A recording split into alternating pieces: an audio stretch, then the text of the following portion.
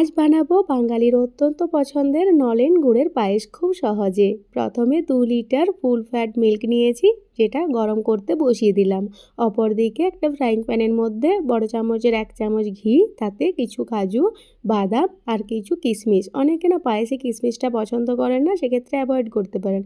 আমার ছেলে খুব পছন্দ করে, তাই দিয়েছি। এরপর 100 গ্রাম গোবিন্দভোগ চাল ভালোভাবে ধুয়ে পরিষ্কার করে এখানে মিশিয়ে হালকা করে ভেজে এটাকে সাইডে রেখে দিলাম। এদিকে 2 লিটার যে দুধটা নিয়েছিলাম খুব ভালো মতো ফুটে উঠেছে। আরও 4-5 মিনিট ভালোভাবে ফুটিয়ে ঘন করে নিয়ে ওর মধ্যে আগে থেকে ভেজে রাখা কাজু, কিশমিশ আর ওই চালটা মিক্স করে নিলাম।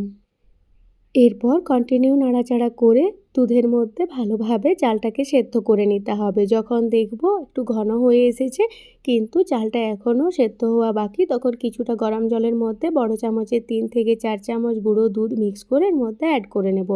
এর কিছুক্ষণের মধ্যেই চাল খুব ভালো মতো সেদ্ধ হয়ে যাবে। যদি মনে হয় একটু জল ব্যবহার করতে পারেন, আর যখনই ব্যবহার করবেন অল্প একটু গরম জল ব্যবহার করবেন। এরপর অল্প একটু লবণ দিয়ে ভালোভাবে নাড়াচাড়া করে ঠিক নামানোর আগে খেজুরের গুড় দিয়ে দিলাম।